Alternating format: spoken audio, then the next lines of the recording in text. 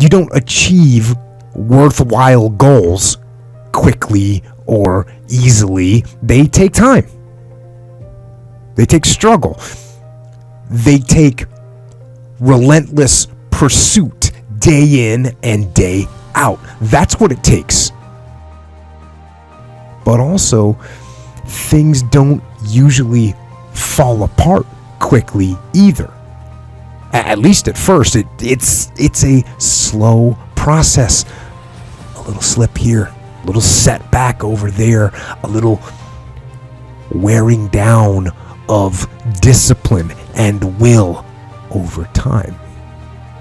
That's the thing. Success and failure are generally slow processes. Either slowly building things up or gradually tearing them down. And that's why I say you've got to pay attention. You have to watch. You have to watch every single second. Because those seconds, they turn into minutes. And minutes turn into hours. And hours turn into days. And days turn into years. And so, that second that just went by, that counted. And so did that second. And so did that one. And in those precious seconds, you were either building or you were decaying. You were either gaining ground or you were losing ground in that second. And in every second. Every second counts. So make every second count. Should be afraid of taking risks and pursuing something meaningful. But you should be more afraid of staying where you are if it's making you miserable. It's like the first thing you want to do is dispense with the idea that you get to have any permanent security outside of your ability to contend and adapt. It's the same issue with children. It's like you're paying a price by sitting there being miserable. And you might say, well, the devil I know is better than the one I don't. It's like, don't be so sure of that. The clock is ticking. Yeah, and if you're miserable in your job now and you change nothing, in 5 years you'll be much more miserable and you'll be a lot older. It's a luxury to pursue what makes you happy. It's a moral obligation to pursue what you find meaningful. And that doesn't mean it's easy. You know, if you take people, and I've told you this, and you expose them voluntarily to things that they are avoiding and are afraid of, you know, that they know they need to overcome in order to meet their goals, their self-defined goals. If you can teach people to stand up in the face of the things they're afraid of, they get stronger.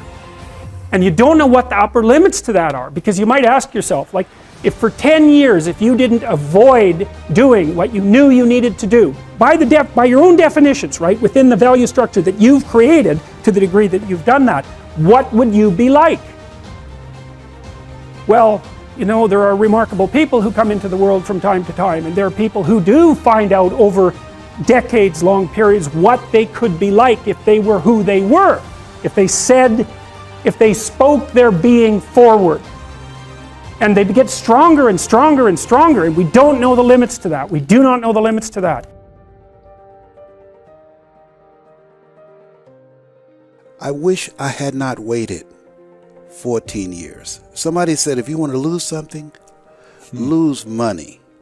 You can get that back. 8 out of 10 millionaires have been financially bankrupt. Walt Disney filed bankruptcy 7 times and had 2 nervous breakdowns.